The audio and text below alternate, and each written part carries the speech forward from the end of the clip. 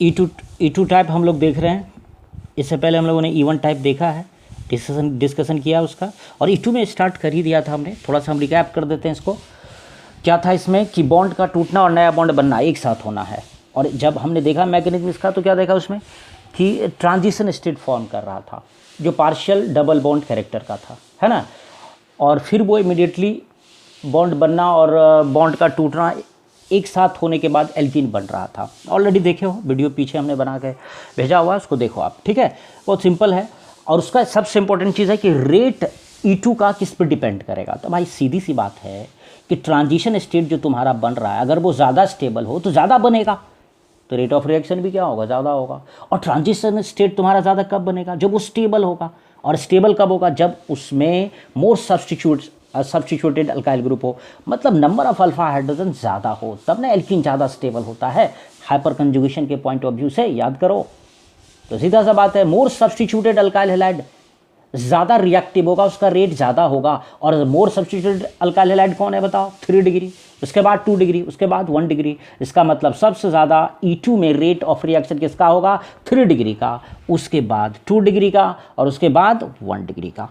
Clear है, बहुत ही easily तुम इसे समझ सकते हो। बहुत ज़्यादा कोई इसमें मैकेनिज्म वगैरह है नहीं कि आपको प्रॉब्लम होगा समझने में। सीधी सी बात है, एल्कीन तो बनना है भाई आपको। ट्रांजिशन स्टेट में पार्शियल एल्कीन बन रहा है, तो फिर जब वो ज़्यादा स्टेबल होगा तो ज़्यादा अमाउंट में बनेगा, तो रेट ज़्यादा होगा कि नहीं। चलिए अब देखते हैं सॉल्वेंट कौन सा लें हम। E2 टाइप में सॉल्वेंट कौन सा होना चाहिए, ठीक है। तो सॉल्वेंट होना क्या चाहिए आपका, पोलर और एप्रोटिक। पोलर क्यों होना चाहिए भाई, इसलिए क्योंकि CX बॉन्ड तो टूटेगा ना, यहाँ पे वो पोलर बॉन्ड है ना C और X के बीच का। तो पोलर बॉन्ड को तोड़ने के लिए अगर हम पोलर सॉल्वेंट ले तो उसको इंटरैक्ट करके क्या करेगा, उसके साथ इंटरेक्शन करेगा और उसको वीक करेगा, तोड़ने में हेल्प करेगा। सिंपल सी बात है। और नेक्स्ट एप्रोटिक चुन लें। अगर हम H+ वाला सॉल्वेंट ले लें तो बेस जो तुमने स्ट्रॉन्ग बेस जो तुमको यूज करना है इसमें, वो स्ट्रॉन्ग बेस किससे, सबसे पहले वो इजीली उस सॉल्वेंट से ही H+ को पिक कर लेगा, है ना। तो आपको क्या करना है कि ऐसा सॉल्वेंट लीजिए जो पोलर तो हो बट क्या नहीं हो, प्रोटिक नहीं हो, एप्रोटिक लेना पड़ेगा, है ना। यहाँ लिख दिया हमने, अगर आप प्रोटिक लोगे तो H+ और B- जो स्ट्रॉन्ग बेस है BH बना देगा, तो बेस तुम्हारा क्या हो जाएगा, इनएक्टिव हो जाएगा, तो बेस रहेगा नहीं। तो फिर बीटा हाइड्रोजन को बाहर कौन निकालेगा, याद करो, स्ट्रॉन्ग बेस लेते हो ना, E2 टाइप पीछे पढ़ चुके हो पिछला वीडियो में ही। चलिए अब अगला पॉइंट देखते हैं, इंडोथर्मिक है। ऑलरेडी जानते हो एलिमिनेशन रिएक्शन कोई भी हो, E1 टाइप हो या E2 टाइप, सब क्या है, इंडोथर्मिक है। तो टेम्परेचर बढ़ाओगे तो रेट भी क्या होगा, बढ़ेगा, जानते हो ना इंडोथर्मिक। अरे जिसको हम रिएक्शन हीट देंगे, टेम्परेचर बढ़ाएंगे तो वो रिएक्शन होगा, तो ज़्यादा टेम्परेचर बढ़ा देंगे तो ज़्यादा रेट होगा उसका, यानी हाई टेम्परेचर रिएक्शन है ये। यानी E2 टाइप में भी टेम्परेचर आपको ज़्यादा लेना है जिससे कि रिएक्शन का रेट ज़्यादा रहे। चलिए इंडोथर्मिक है, समझ में आ गया, बहुत सिंपल चीज़ है। Nature of living group, simple सी बात है भाई, आपको करना क्या है, ये एलिमिनेशन रिएक्शन है। तो यहाँ जो हम लोगों ने देखा था X- बाहर हो रहा है, फ्लोरीन, क्लोरीन, ब्रोमीन और आयोडीन। जरा सोचो कौन आसानी से बाहर निकलता है, आयोडीन। तो अगर आयोडीन आसानी से बाहर निकलता है, one of the best leaving group है वो, तो फिर रेट ऑफ रिएक्शन उसी का ज़्यादा होगा, है कि नहीं। लिविंग नेचर, अगर लिविंग ग्रुप का नेचर बहुत ही स्ट्रांग हो, ज़्यादा हो, तो रेट भी रिएक्शन का क्या होगा, ज़्यादा होगा। दैट्स वाई यहाँ देखो CH3I का रेट E2 में क्या होगा, ज़्यादा होगा, उसके बाद क्लोरीन का, उसके बाद फ्लोरीन का, है ना, उसके बाद फ्लोरीन का, उसके बाद मतलब क्लोरीन के बाद ब्रोमीन का। बात समझ में आ गया ना। ये देखो SN1 हो, SN2 हो, E1 हो, E2 हो, इन चारों जगहों पे रेट जो है ना आयोडीन का सबसे ज़्यादा होगा, क्योंकि वो आसानी से बाहर निकल जाएगा। पहला ही स्टेप में याद करो तो E1 में क्या होता है, पहला स्टेप में क्या होगा, X बाहर निकलेगा और उसी पर रेट डिपेंड करता है। तो अगर X जल्दी बाहर निकले, बॉन्ड ब्रेकिंग जल्दी हो, तो फिर रेट ऑफ रिएक्शन क्या होगा, ज़्यादा होगा। तो आई थिंक इसमें कोई डॉट नहीं है, इन चारों केस में एक जैसा ही है। चलिए नेक्स्ट देखते हैं कि बेस जो तुमने लिया है, यहाँ पे देखो बेस जो तुम लोगे, बेस यहाँ देखिए, अगर स्मॉल साइज बेस लोगे तुम, ज़रा सोचो, बहुत सिंपल है, लॉजिकल है। अगर आप स्मॉल साइज बेस लोगे, जैसे कौन है, अल्कोहलिक KOH है, अल्कोहलिक NaOH है, CH3 O- है, मिथॉक्साइड आयन है, OH-, सोडियम, ये NaNH2 और NH3, ये सारे स्मॉल बेसिस हैं। तो क्या होगा, ये स्मॉल बेसिस है तो less steric for attack at बल्कि बीटा हाइड्रोजन। तो क्या करेगा ये बेस, बीटा हाइड्रोजन को जो बाहर निकालने के लिए जाएगा, वहाँ तो स्टेरिक रिपल्सन कम होगा क्योंकि ये छोटा सा बेस है। इसका मतलब क्या होगा कि forms majorly more stable alkene. और इसका क्या मतलब हुआ, जब आपका छोटा बेस रहेगा तो जो एल्कीन बनेगा, कौन सा एल्कीन बनेगा, मोर सब्स्टिट्यूटेड एल्कीन बनेगा, क्योंकि बेस तो हमारा छोटा है, उसको बीटा हाइड्रोजन को बाहर निकालने में ज़्यादा प्रॉब्लम नहीं है, स्टेरिक रिपल्सन कम हो रहा है। तो वो क्या चाहेगा, बेस क्या चाहेगा, हम वहाँ से हाइड्रोजन बाहर निकालें जहाँ से मोस्ट स्टेबल एल्कीन बने। इसका मतलब जब तुम स्मॉल बेस लोगे, स्मॉल साइज्ड बेस लोगे, तो जो तुम्हारा प्रोडक्ट बनेगा, एल्कीन जो बनेगा, वो कौन सा एल्कीन ज़्यादा अमाउंट में बनेगा, जो ज़्यादा स्टेबल होगा, जो ज़्यादा स्टेबल होगा, यानी सटजेप्स प्रोडक्ट बनेगा। मतलब क्या बनेगा, ध्यान दो, forms majorly more stable alkene और सटजेप्स प्रोडक्ट ज़्यादा बनेगा। मेजर प्रोडक्ट कौन होगा, सटजेप्स प्रोडक्ट मेजर प्रोडक्ट होगा। बात समझ रहे हो। अरे भाई सीधा सिंपल लॉजिक लगाओ ना, अगर हमारा base strong base small sized हो तो वो कहाँ से हाइड्रोजन, बीटा हाइड्रोजन को पिक करेगा, कहाँ से हाइड्रोजन को पिक करेगा, बीटा हाइड्रोजन को वहाँ से करेगा ना जहाँ से निकालने पे, जहाँ से निकालने पे, क्योंकि लेस स्टेरिक रिपल्सन होगा तो वो वहाँ से हाइड्रोजन को, बीटा हाइड्रोजन को निकाल लेगा जहाँ से निकालने पे मोर स्टेबल एल्कीन बनेगा। बात समझ रहे हो। यानी कौन सा एल्कीन ज़्यादा अमाउंट में बनेगा, स्टेबल एल्कीन ज़्यादा। और स्टेबल एल्कीन कैसे जानते हो, जो ज़्यादा सब्स्टिट्यूटेड हो, जिसमें नंबर ऑफ अल्फा हाइड्रोजन क्या हो, ज़्यादा हो। बात को समझ रहे हो। और जस्ट अपोजिट सोचो, जस्ट अपोजिट सोचो, यहाँ से आप अपोजिट सोचिए कि अगर लार्ज साइज बल्कि बेस हो तुम्हारा, जैसे ये है, तो क्या होगा, तो क्या ये बीटा हाइड्रोजन को कहीं से भी पिक कर लेगा, क्या नहीं। बीटा हाइड्रोजन को पिक करने, जो बीटा हाइड्रोजन मान लो सब्स्टिट्यूटेड अराउंड उसके बल्कि ग्रुप प्रेजेंट हो, तो वहाँ जाएगा तो स्टेरिक रिपल्सन बहुत ज़्यादा ना हो जाएगा। तो क्या चाहेगा ये बेस, बल्कि बेस क्या चाहेगा कि हम साइड वाइड से बीटा हाइड्रोजन को खींच लें जहाँ स्टेरिक रिपल्सन कम हो। और इस केस में वो कैसा एल्कीन ज़्यादा अमाउंट में बना देगा, कैसा एल्कीन ज़्यादा अमाउंट में बना देगा, जिसकी स्टेबिलिटी कम हो। क्योंकि अगर आप उस बीटा हाइड्रोजन को पिक कर लेते हो जो साइड में हो, मोर सब्स्टिट्यूटेड अराउंड उसके बल्कि ग्रुप ना हो, तो इसका मतलब है वो एल्कीन ज़्यादा अमाउंट में बन जाएगा जिसमें नंबर ऑफ अल्फा हाइड्रोजन कम है। नंबर ऑफ अल्फा हाइड्रोजन कम है तो लेस स्टेबल। यही बात लिखा हमने।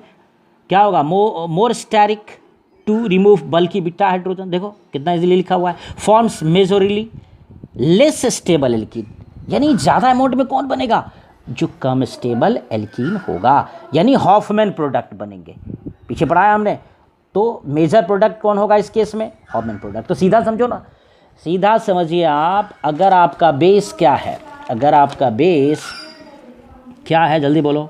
अगर आपका बेस है छोटा साइज का, स्मॉल साइज है, अगर आपका बेस छोटा साइज है तो याद रखो बनेगा क्या, सटजेप्स प्रोडक्ट मेजर प्रोडक्ट होगा, यानी मोस्ट स्टेबल एल्कीन ज़्यादा अमाउंट में बनेगा। सिंपल सी बात है। लेकिन अगर आपका बेस बड़ा है, लार्ज साइज है, बल्कि है, तो फिर वहाँ स्टेरिक रिपल्सन ज़्यादा होगा। वो चाहेगा कि बीटा हाइड्रोजन वो हम पिक करें जो बगल में हो, साइड में हो, कम बल्कि अराउंडेड उसके कम बल्कि ग्रुप प्रेजेंट हो। सिंपल सी बात है। तो वहाँ पे हॉफमैन प्रोडक्ट बनेगा, मतलब लेस स्टेबल एल्कीन ज़्यादा अमाउंट में बनेगा, जो कि अननेचुरल दिखता है। अरे भाई एक्चुअल में ज़रा सोचो, नेचुरल वे में होता क्या है, कौन सा चीज़ ज़्यादा अमाउंट में बनता है, जो ज़्यादा स्टेबल होता है। ऑफ कोर्स जो कि लेस क्या कर सकते हो तुम, साइज अगर छोटा सा साइज हो बेस का तो वहाँ पे ये पॉसिबल है। बात क्लियर है। हमने क्लियर करके इसको लिख दिया, तुम रीडिंग मारोगे समझ में आ जाएगा भाई। अरे बड़ा बेस लोगे तो डेफिनेटली जब बीटा हाइड्रोजन को वो पिक करने के लिए जाएगा तो वहाँ पे स्टेरिक रिपल्सन ज़्यादा होगा, है ना। यदि बल्कि वैसा बीटा हाइड्रोजन को बाहर निकालने के लिए जाएगा जहाँ चारों तरफ बल्कि ग्रुप प्रेजेंट हो और बेस भी तुम्हारा बल्कि है, तो स्टेरिक रिपल्सन बहुत ज़्यादा होगा। तो वो बल्कि बेस क्या चाहेगा, हम बगल वाले यानी साइड वाले बीटा हाइड्रोजन को बाहर निकाल के चल जाएँ ज़्यादा से ज़्यादा अमाउंट में। और साइड वाले बीटा हाइड्रोजन अगर निकलेगा तो एल्कीन लेस स्टेबल बनेगा, उसमें नंबर ऑफ अल्फा हाइड्रोजन कम होंगे। क्लियर है। चलो यहाँ पे देखते हैं एग्जाम्पल। ये कंपाउंड है, ये देखिए आपका अल्कोहलिक KOH, यानी छोटा सा क्या है, ये आपका छोटा सा बेस है, स्मॉल साइज्ड बेस है। इसका मतलब ये सटजेप्स प्रोडक्ट को फॉलो करेगा, यानी ये बीटा हाइड्रोजन को कहाँ से निकालेगा, बल्कि एरिया से, उस एरिया से जहाँ बल्कीनेस ज़्यादा हो। क्योंकि ये छोटा है तो स्टेरिक रिपल्सन कम होगा। तो यहाँ से देखो ये साइड से बीटा हाइड्रोजन को बाहर नहीं निकालेगा, यहाँ से बाहर निकालेगा, और यहाँ से ज़्यादा बाहर निकालेगा तो डबल बॉन्ड यहाँ आएगा, यानी एक स्टेबल एल्कीन बनेगा। यहाँ पे देखो ये स्टेबल एल्कीन बन रहा है, मेजर प्रोडक्ट ये होगा, और अगर यहाँ से निकालेगा तो ये प्रोडक्ट बनेगा जो कि माइनर होगा। बात समझ रहे हो, माइनर प्रोडक्ट होगा सीधा। यहाँ देखो ये एक छोटा सा बेस है, क्लियर है। अब यहाँ भी देखिए दूसरा एग्जाम्पल में, आप गौर से देखिए, दूसरा एग्जाम्पल में भी अल्कोहलिक NaOH यानी छोटा सा बेस है, तो कौन सा सेटचेप्स रूल अप्लाई करोगे तुम यहाँ पे। मेजर प्रोडक्ट कौन होगा, जिसमें मोर नंबर ऑफ अल्फा हाइड्रोजन होगा, क्योंकि छोटा बेस है। तो ये कहाँ से बीटा हाइड्रोजन को पिक करेगा, ये बीटा हाइड्रोजन बगल में, ये नहीं करेगा, ये ज़्यादा यहाँ से करेगा, यहाँ देखो इससे करेगा, डबल बॉन्ड यहाँ बनेगा, ठीक है, जो मेजर प्रोडक्ट होगा। तो ये मेजर प्रोडक्ट होगा, क्लियर है, और ये माइनर प्रोडक्ट होगा। बात को समझो, कुछ नहीं है। यहाँ पे देखो अगला एग्जाम्पल, यहाँ देखिए ये बीटा हाइड्रोजन है, यहाँ पे ये अल्फ़ा है, यहाँ पे ब्रोमीन है, तो ब्रोमीन यहाँ से बाहर निकलेगा और यहाँ से हाइड्रोजन, यहाँ तो एक ही हाइड्रोजन है। चलो अल्कोहलिक KOH लेते हैं, यहाँ दो एल्किन बनेगा ही नहीं, जो मेजर और माइनर की बात होगी। तो यहाँ पे देखो ये जो ब्रोमीन यहाँ से निकलेगा बाहर और बीटा हाइड्रोजन यहाँ पे होगा, ये हाइड्रोजन बाहर यहाँ से निकलेगा, डबल बॉन्ड यहाँ आ जाएगा, दैट्स इट, कोई दिक्कत नहीं है। अल्कोहलिक KOH है और दो एल्किन यहाँ बन नहीं रहा है, याद रखो हर जगह दो एल्किन नहीं बनेंगे। जहाँ पे दो बीटा हाइड्रोजन अगल बगल में हो तो वहाँ पे ना पॉसिबिलिटी है। यहाँ पे देखो क्या यहाँ पे दो एल्किन बन सकता है, पहले गौर से देखो, ये अल्फ़ा कार्बन है, यहाँ से क्लोरीन बाहर निकलेगा, और यहाँ तुमने अल्कोहलिक KOH लिया हुआ है, ठीक है, और यहाँ क्या कह रहा है कि नो बीटा हाइड्रोजन, इसके पास बीटा हाइड्रोजन है ही नहीं। यहाँ देखो, यहाँ देखिए, यहाँ से किसको निकलना था बाहर, और ये जो है तुम्हारा ये अल्फा हाइड्रोजन है। तो बीटा हाइड्रोजन यहाँ पे है क्या, यहाँ पे देखो कोई भी हाइड्रोजन है नहीं, तो कोई रिएक्शन ही नहीं होगा, सिंपल सी बात है। कौन सी बड़ी बात है ये बताओ, जब बीटा हाइड्रोजन ही नहीं है, बीटा हाइड्रोजन को बाहर निकलना था ना क्लोरीन के साथ, तो कहाँ है बीटा हाइड्रोजन वहाँ पे, तो कहाँ से रिएक्शन होगा ये, जरा बताओ। यहाँ देखो, यहाँ भी हमने बेस लिया हुआ और स्मॉल साइज बेस लिया हुआ है, यहाँ से क्लोरीन बाहर निकलेगा, ये क्लियर है। अब बीटा हाइड्रोजन कहाँ से बाहर निकल सकता है, यहाँ से भी, यहाँ से भी, यहाँ से भी, चूँकि स्मॉल साइज बेस है, इसलिए यहाँ पे मेजर प्रोडक्ट कौन बनेगा, सेटजेप्स प्रोडक्ट बनेगा। सेटजेप्स प्रोडक्ट ढूंढो यहाँ पे, कहाँ से निकालोगे, तो मोर नंबर ऑफ अल्फा हाइड्रोजन होगा। यहाँ से देखो, अगर यहाँ से हम हाइड्रोजन, डबल बॉन्ड यहाँ आता है, ठीक है, यहाँ देखो डबल बॉन्ड यहाँ आया, जैसे यहाँ हमने बीटा हाइड्रोजन निकाला और ये क्लोरीन यहाँ से बाहर निकला, तो यहाँ पे डबल बॉन्ड आएगा ना। इसमें ढूंढो तो कितने अल्फा हाइड्रोजन है, 3 3 6 2 8 तो 10 अल्फा हाइड्रोजन है। अगर मान लो यहाँ से बाहर निकालते, यहाँ से क्लोरीन, यहाँ से हाइड्रोजन, तो डबल बॉन्ड यहाँ आता, चलो ये देखो यहाँ पे आता। अब इसके पास कितने बीटा हाइड्रोजन, अल्फा हाइड्रोजन है, काउंट करो, 2 4 1 5 अल्फा हाइड्रोजन है। तो बताओ ये मेजर प्रोडक्ट बनेगा, ये माइनर प्रोडक्ट बनेगा, क्लियर है। चलो एक और एग्जांपल हम लोग यहाँ पे ले लेते हैं, बहुत ही इंपॉर्टेंट चीज़ है, ध्यान दो। यहाँ पे देखो हमने क्या किया है, ठीक है, यहाँ पे देखो ये जो है ना ट्राई मिथाइल, 1 2 3 गो मिथाइल है, और यहाँ देखो इथोक्साइड आयन है, सोडियम प्लस। तो इसका मतलब ये क्या हुआ, दिख रहा है ना कि लार्ज साइज्ड बेस है। यहाँ पे मेजर प्रोडक्ट कौन होगा, हॉफमैन प्रोडक्ट, लेस स्टेबल लेकिन ज़्यादा अमाउंट में बनेंगे। यानी ये जो बीटा हाइड्रोजन खींचने जाएगा वो साइड से खींचेगा, बीच से जाएगा खींचने के लिए, स्टैटिक रिपल्सन ज़्यादा हो जाएगा। यहाँ से खींचेगा क्या, ये इतना बड़ा बेस यहाँ से हाइड्रोजन को पिक करेगा क्या, करेगा बहुत कम अमाउंट में, ज़्यादा स्टेरिक रिपल्सन होगा। लेकिन यहाँ से आसानी से कर सकता है, स्टेरिक रिपल्सन कम होगा। तो ये मेजर प्रोडक्ट इसका हॉफमैन वाला बनेगा। यहाँ देखो, अगर यहाँ से खींचता है तो ये वाला प्रोडक्ट बनेगा, ठीक है। इसमें 9 अल्फा हाइड्रोजन है, ये स्टेबल है, और यदि यहाँ से हाइड्रोजन खींचता है, जो खींचेगा, यहाँ डबल बॉन्ड बनेंगे। इसमें कितने अल्फा हाइड्रोजन है, एक ही अल्फा हाइड्रोजन है, ये कम स्टेबल है, लेकिन ज़्यादा अमाउंट में यही बनेगा, क्योंकि बेस तुम्हारा लार्ज साइज्ड है।